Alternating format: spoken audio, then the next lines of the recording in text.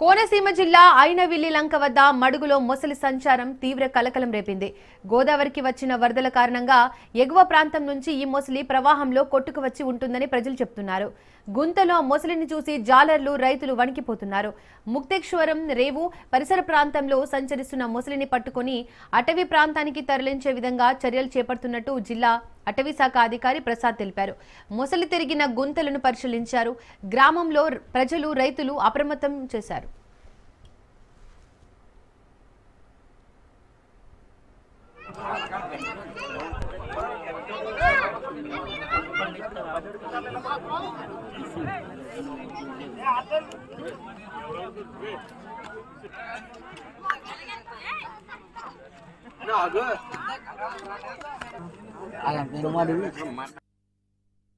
Prasadarao, district forest officer, doctor BR Ambedkar, Konaseema జిల్లా. ఐనవిల్లి లంక గ్రామ పరిధిలో ఇక్కడ పొలంలో ఒక మడుగు ఉంది.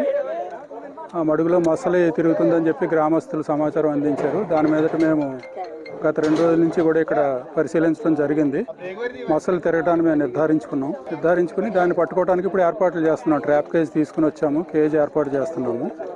ఆ కేజీలో పడితే దాన్ని తీసుకెళ్ళి మళ్ళా అటవీ ప్రాంతంలో విడిచిపెట్టడం జరుగుతుంది. ఒకవేళ కేజీలో పడని పరిస్థితుల్లో మళ్ళీ ఈ మడుగులో నీరు తగ్గించి మరలా ప్రయత్నం చేయవలసి ఉంటుంది. ఈ ప్రయత్నంలో అందరూ కూడా గ్రామస్తుల సహకారం ముఖ్యం.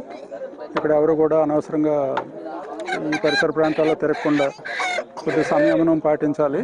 ఈ వన్యప్రాణులు ఇలాగా జనావాసాల్లో ఉన్నప్పుడు వాటిని పట్టుకునే చర్యల్లో భాగంగా ముందుగా మాకు ప్రజల సహకారమే ముఖ్యం.